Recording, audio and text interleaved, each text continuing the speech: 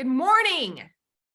It's Thursday. All day yesterday, I thought it was Thursday. And today it's actually Thursday. So happy Thursday to everyone.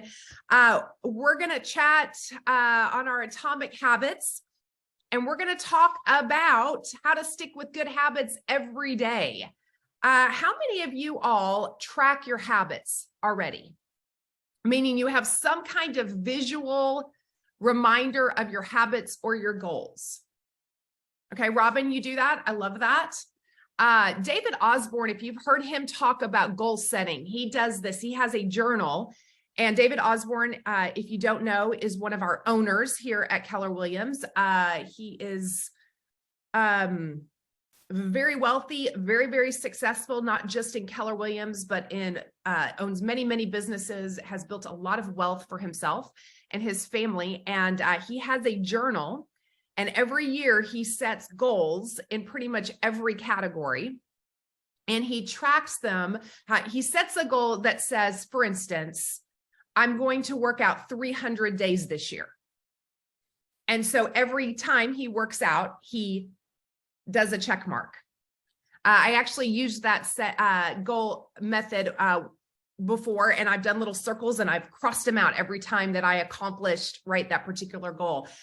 So one of the ways that we can keep our habits on track, you guys, is by making it visual, by actually tracking them, right? Ben Baker has a visual of 40 for his taking 40 listings on his door, right? Why? Because it's a way to mark off accomplishment and improvement. So Benjamin Franklin did this. I had never heard this before until I read it in the book.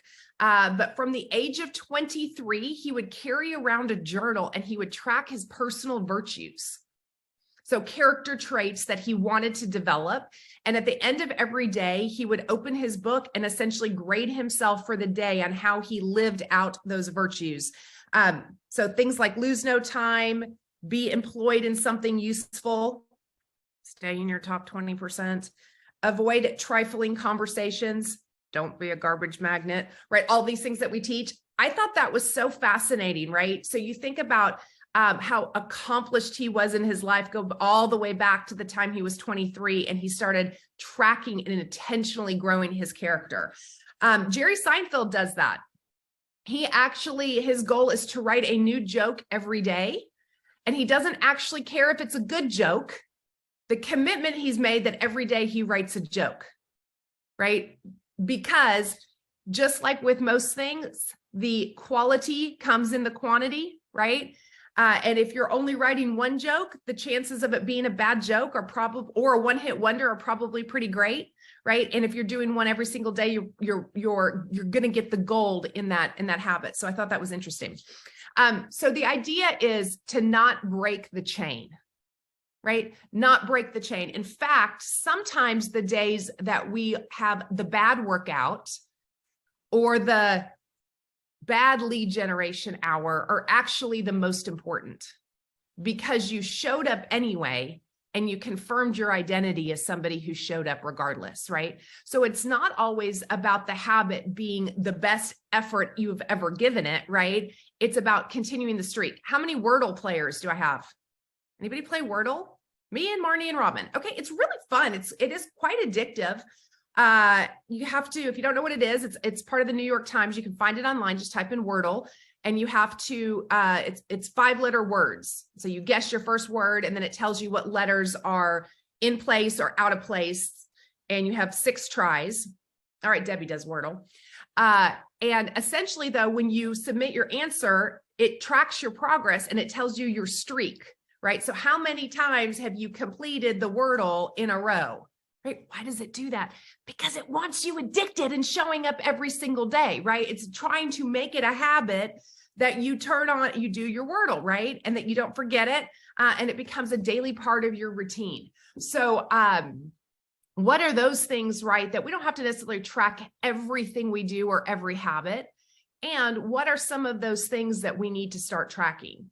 Now, I will say this, I believe that sometimes we need to allow for misses.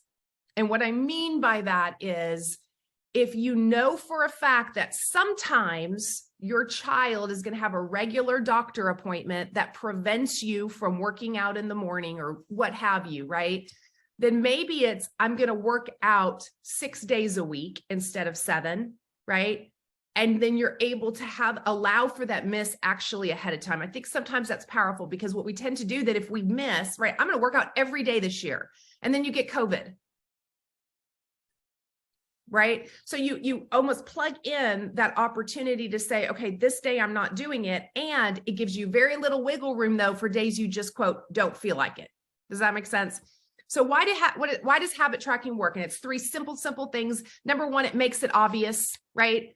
We tend to lie to ourselves, right? About how often we cheated or how often we missed, right? And if we actually look at it, we go, whoa, I actually didn't eat that well. But when I look at what I wrote down and what I ate, it's an awareness factor, right? So habit tracking is obvious. It's also attractive, especially on bad days, because you get to see your progress, right? We don't give ourselves credit oftentimes for how much we do show up and how much progress we are making. And this allows us to see, wow, right? We've really done well with this particular habit. And then the third thing is it's rewarding. It can actually be the reward in and of itself, right? There are some of you who love to check things off a list. It just gives you a great sense of satisfaction. I will sometimes make my list and put things on there I've already done, so I can check it off and say it's done. I mean, that's ridiculous. That doesn't even make any sense, right? And yet it's satisfying and rewarding for me to check that off the list.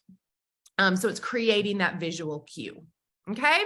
So I would encourage you with some of the most important goals that you have. Maybe it's drinking water. And every time you drink water, you know, every 8 ounces is a paper clip, right? Or you do it, I know people, they do it in 1 big gallon so they can visually see all the water go down, right? And they know at the end of the day, when they finish that big old jug, it's not normal people. It's like workout buff people that carry around their jug, at the gym, but neither here nor there. It is effective, I believe, because of what you're creating. So what visual cues do you need to create on some of your habits?